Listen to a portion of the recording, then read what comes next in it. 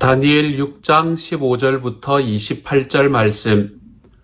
그 무리들이 또 모여 왕에게로 나와서 왕께 말하되, 왕이여, 메대와 바사의 규례를 아시거니와 왕께서 세우신 금령과 법도는 고치지 못할 것이니이다 하니, 이에 왕이 명령하며 다니엘을 끌어다가 사자굴에 던져 넣는지라. 왕이 다니엘에게 이르되, 내가 항상 섬기는 너의 하나님이 너를 구원하시리라 하니라. 이에 돌을 굴려다가 굴 어귀를 막음에 왕이 그의 도장과 귀족들의 도장으로 봉하였으니 이는 다니엘에 대한 조치를 고치지 못하게 하려 함이었더라. 왕이 궁에 돌아가서는 밤이 새도록 금식하고 그 앞에 오락을 그치고 잠자기를 마다하니라. 이튿날에 왕이 새벽에 일어나 급히 사자굴로 가서 다니엘이 든 굴에 가까이 이르러서 슬피 소리질러 다니엘에게 묻되, 살아계시는 하나님의 종 다니엘아, 내가 항상 섬기는 내 하나님이 사자들에게서 능히 너를 구원하셨느냐 하니라. 다니엘이 왕에게 아뢰되, 왕이여, 원하건대 왕은 만수무강하옵소서.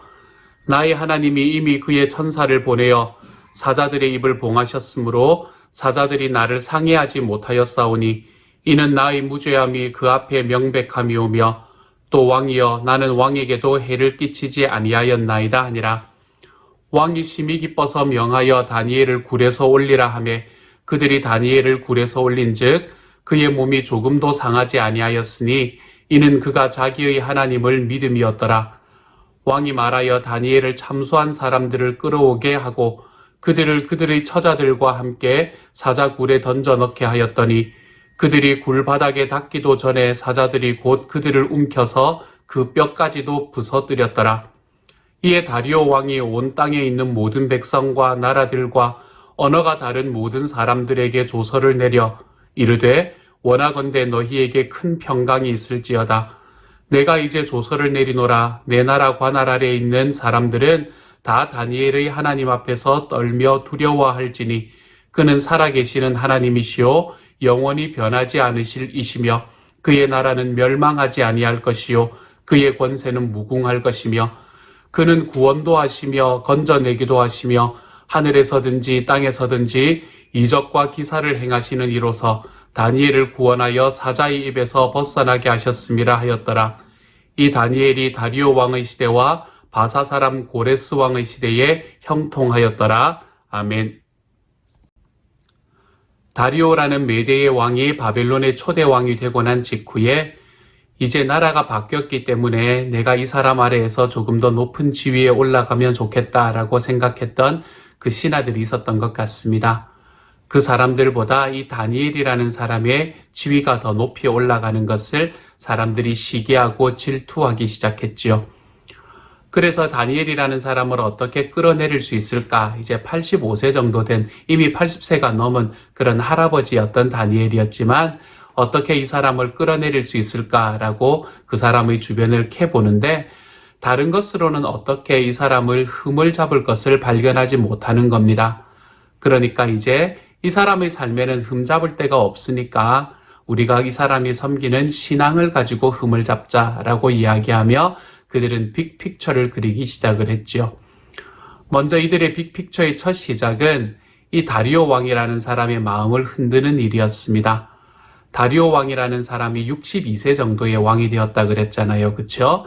그러니까 나이가 많은 사람들끼리 아마, 그리고 자기보다 더 나이가 많은 사람이었기 때문에 이 다니엘이 아마 그의 마음에 이 사람에 대한 신뢰가 굉장했던 것 같습니다. 그래서 이 다니엘이라는 사람에 대한 신뢰를 흔드는 것이 쉽지 않을 것이다 라는 것을 이제 그 밑에 있던 신하들이 알고는 이 왕에게 그 왕이 가지고 있는 허영심을 부추기기 시작하는 것으로부터 그들의 큰 그림을 그리기 시작합니다. 그래서 왕에게 뭐라고 이야기하나 하면, 왕은 마치 신과 같은 사람이니까 왕은 왕이지만 더 이상 인간의 위치에 있는 것이 아니라 신과도 같은 위치에 있는 거니까 앞으로 40일 동안 왕 외에 다른 신들에게 구하거나 그 신들에게 기도하는 사람들은 사자굴에 던져 넣었으면 좋겠습니다 라는 이야기를 합니다. 이 이야기가 사실은 다리오라는 사람은 이 첫 번째 왕이기는 했지만 제가 토요일 날 말씀드렸던 것처럼 이 고레스라는 사람의 그 영향력 밑에 있던 사람이었잖아요. 그렇기 때문에 늘 2인자로서 가져야 되는 그 마음 아픔 이런 것들이 있었던 것 같습니다. 그래서 자기가 가장 높은 지위에 올라가고 모든 사람들이 자기만을 바라고 있는 그런 상황들이 아마 이 다리오라는 사람의 마음에는 굉장히 흡족했던 것 같아요. 그래서 그렇게 하자라고 이야기합니다. 앞으로 40일 동안은 나에게만 구하고 나에게만 기도하는 것이 허용이 된다라고 이야기하는 그 금령에 사인을 하게 됩니다. 이렇게 사인을 했던 것은 아마도 이 다리오 왕이 다니엘이 가지고 있던 신앙의 깊이를 잘 몰랐기 때문인 것 같아요. 그런데 이 금령에 왕의 도장이 찍힌 걸 알면서도 다니엘은 하나님 앞에 기도하는 것을 잊지 않았지요. 예루살렘을 향해서 창문을 열어두고 그 예루살렘의 수복이 될 것을 기대하면서 그 예루살렘으로 돌아갈 수 있을 것을 기대하면서 그는 그곳에서 하루에 3번 기도하는 것을 잊지 않습니다. 이렇게 다니엘이 기도했다라는 이야기를 듣고는 이제는 이 종교적인 부분에서 흠을 잡은 거예요. 그래서 이 왕의 신하들이 왕에게 가서 고소하기 시작합니다. 이 다니엘이라는 사람이 왕이 금령의 도장을 찍은 것을 알고도 지금 다른 신에게 구하고 있습니다. 라고 이야기하지요. 다리오는 아마 그때쯤에 알았을 것입니다. 그들이 자기를 부추겨서 그 금령의 도장을 찍게 한 이유가 무엇인지를요. 그런데 이때는 이미 늦어버린 거죠. 그래서 오늘의 말씀에 들어오면 이 다리오 왕은 자기가 도장을 찍은 대로 이 다니엘을 사자굴에 집어넣으라 라고 이야기하는 것을 보게 됩니다. 이렇게 사자굴에 집어넣고 난 다음에 왕이 안절부절하지 못하는 이야기를 오늘의 말씀에서 18절의 말씀부터 볼 수 있죠. 그렇죠? 18절과 19절은 이렇게 말하지 않습니까? 왕이 궁에 돌아가서는 밤이 새도록 금식하고 그 앞에 오락을 그치고 잠자기를 마다하니라. 이튿날에 왕이 새벽에 일어나 급히 사자굴로 가서 이렇게 말합니다. 지금 그렇게 다니엘을 사자굴에 집어넣어 놓고는 왕이 안절부절하지 못하는 모습을 우리에게 보여줍니다. 그러면서 다니엘을 부르지요. 다니엘아 라고 부릅니다. 그랬더니 다니엘이 그곳에서 너무나 분명한 목소리로 대답을 하는 겁니다. 혹시나 죽었으면 어떡할까 라는 마음으로 다니엘을 불렀는데 다니엘은 너무나 담대한 목소리로 거기에서 왕에게 대답을 하는 겁니다. 하나님께서 어젯밤에 이 사자들의 입을 막으셔서 내가 이곳에서 지금도 이렇게 건강하게 있습니다 라고 이야기를 하고 있는 것이지요. 이 이야기를 들었던 이 다리오 왕은 그의 마음에 지금 다니엘이 섬기고 있는 저 하나님이 진짜 신이구나 라는 것을 깨달을 수 있는 곳까지 가게 됩니다. 그래서 이 다리오는 그 다니엘을 그 굴에서 끄집어내고 그리고 이 다니엘을 참소하였던 사람들을 거기에다가 집어넣습니다. 그랬더니 배고팠던 사자들이 그 사람들을 단숨에 먹어치우는 것을 오늘의 말씀에서는 이야기를 하고 있지요. 그리고 그것을 넘어서서 이 다리오 왕이 또 다른 조서를 내리는데 어떤 조서를 내리나 하면 자기가 지금 정복한 그 바벨론 지역에 살고 있는 모든 사람들, 이제는 바사와 페르시아가 된 그 나라 사람들은 이 다니엘이 섬기는 하나님을 그들의 삶 속에서 존중하며 살아가야 한다라는 그러한 메시지를 백성들에게 전하는 것. 그리고 난 다음에 이 다니엘이 다리오 왕과 고레스 왕을 거쳐서 굉장히 높은 지위를 차지하였다라는 이야기까지가 오늘의 말씀의 마무리가 되는 이야기입니다. 다니엘 1장부터 6장까지의 말씀을 가만히 바라보면 우리는 이 안에서 다니엘이 시간의 감에 따라서 굉장히 어린 시기에서부터 시작을 했잖아요. 그리고 오늘의 말씀은 80세가 넘은 다니엘의 모습을 우리에게 보여주고 있거든요. 이러한 시간을 걸쳐서 쭉 살아가면서 그가 어떻게 성공하였는가, 마치 다니엘의 성공기와 같은 이야기들을 우리들에게 보여주고 있는 것 같습니다. 이러한 다니엘의 성공기 뒤에 언제나 함께 계시면서 그를 인도해 가셨던 분이 하나님이셨고요. 그래서 우리는 다니엘의 이야기를 통해서 하나님을 발견하고 다니엘의 성공을 통해서 하나님의 음성을 발견하는 것을 우리는 지금까지 해왔었습니다. 자, 오늘의 말씀에서 우리가 사, 본, 명, 약, 죄 중에서 무엇을 발견하실 수 있었습니까? 오늘은 여러 가지가 그 본으로 나타나는데요. 다니엘에게서 나타나는 본들, 그리고 그 왕에게서 나타나는 본들, 이런 본들이 참 많이 나타납니다. 그런데 이 많은 본들 중에서 저는 오늘 여러분에게 하나님께서 우리에게 보여주시는 한 가지의 새로운 사실을 말씀을 드리려고 합니다. 이게 말씀이 사실이라면 사실이고 본이라면 본이라고 할 수도 있겠지만 저에게는 하나님에 대한 새로운 한 가지의 사실을 여러분에게 말씀드리려고 해요. 아까 읽었던 28절과 19절의 말씀입니다. 이 말씀에서는 우리가 무엇을 바라보았었나 하면 지금 사자굴에 갇혀 있는 것은 다니엘인데 지금 목숨이 사실은 경각에 달려 있는 것은 다니엘인데 누가 고민하고 누가 근심하나 하면 다니엘이 근심하는 것이 아니라 그를 그것에 집어넣었던 왕이 지금 고민하고 근심하고 있다는 사실입니다. 저는 이 사실을 바라보면서 여러분에게 한 가지 나누고 싶은 사실은 무엇인가 하면 우리가 주님을 믿고 나면 우리들의 삶에서는 내가 내 삶에 있는 상황 때문에 내가 두려워하는 것이 아니라 그 상황이 하나님 앞에 담대한 나를 두려워하는 자리로 우리는 걸어갈 수 있다는 바로 이 사실입니다. 우리는 많은 경우에 상황이 두렵습니다. 그 상황이 나를 덮칠까봐 두렵고 그 상황 속에서 내 삶이 망가지고 무너질까봐 두렵습니다. 그래서 우리는 그 상황에 계속해서 타협하며 살아가는 우리를 발견하게 됩니다.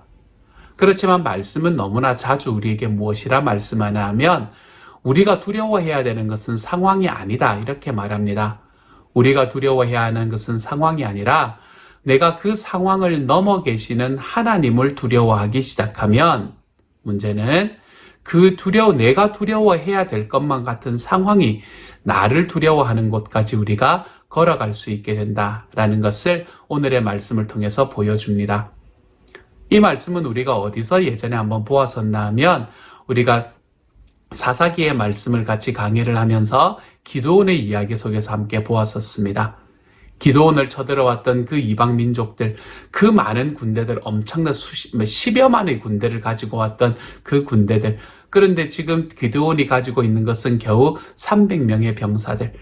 그런데 이 둘 간의 전쟁 속에서 누가 누구를 두려워하는 게 당연한가 하면 기드온과의 300명의 병사들이 자기 눈앞에 있는 십수만의 병사들을 두려워하는 것이 너무 당연해 보이지 않습니까?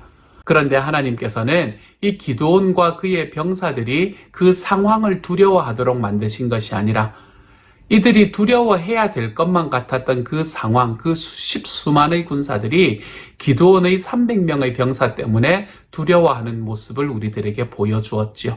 그리고 그 상황 속에서 전쟁에 누가 이겼나 하면 이 기드온과 그 300명의 병사들이 그 전쟁에 승리하는 것을 보았지요. 이것과 동일한 이야기가 저는 오늘 다니엘의 말씀에서도 펼쳐졌다고 생각합니다. 자기가 이제 사자굴에 떨어져서 그 사자가 자기를 한번 물어버리면 자기의 목숨은 끝나버리는 그런 상황인데 그 사자와 싸우려고 해도 여러분 80이 넘은 할아버지가 무슨 힘이 있어서 그것이 그 싸움이 가능하겠습니까? 그치요? 이제는 진짜 내가 이 환경을 두려워할 수밖에 없다. 이제는 내가 여기서 무너지나 보다 라고 생각하는 바로 그 상황 속에서 그 환경을 두려워하지 않고 하나님을 경외하는 것에 자기의 삶의 중심을 두었더니 하나님께서는 그를 그 환경에 집어넣었던 그 왕이 두려워하는 모습을 우리에게 보여주고 있는 겁니다. 기억하십시다, 여러분. 이 한 가지의 사실을요. 우리가 환경을 두려워하지 않으면요. 우리가 상황을 두려워하지 않으면 그 상황이 하나님을 믿는 우리를 두려워하게 됩니다. 그때에 우리는 하나님 나라의 전쟁을, 하나님 나라의 이 전투를 담대함으로 승리하며 싸워갈 수 있는 사람이 되는 거예요. 사랑하는 여러분, 오늘 하루 살아가면서 저는 저와 여러분이 하나님의 자녀로서 이 땅을 살아갈 때 정말로 우리가 주님을 두려워하는 그 마음으로 내 삶의 환경들이 나를 두려워하고 내 삶의 상황이 나를 두려워할 수 있는 삶으로 한 걸음 걸어갔으면 좋겠습니다. 그래서 다니엘처럼 오늘 다니엘의 말씀처럼 다니엘이 왕을 두려워하는 것이 아니라 다니엘이 사자를 두려워하는 것이 아니라 왕이 이 상황을 두려워하는 이 자리, 저는 저와 여러분의 삶이 이러한 자리로 들어가서 내가 주님을 바라보기 때문에 주님이 더 커짐으로 내 삶의 환경이 점점 작아집니다. 내 삶의 상황이 점점 작아지는 것을 경험합니다. 이러한 고백들을 우리 하나님 앞에 행해 나가며 걸어가는 주님의 사람이 되어 가시기를 소망합니다. 그래서 오늘 하루는 내가 상황으로 인해서 쩔쩔매는 것이 아니라 내가 주님을 두려워하는 마음에 담대하게 섬으로 상황이 나를 두려워해서 상황이 나에게 쩔쩔매는 하루, 그러한 하루로 살아가 볼 수 있는 저와 여러분이 되시기를 우리 주님의 이름으로 축복합니다. 함께 한번 기도합니다.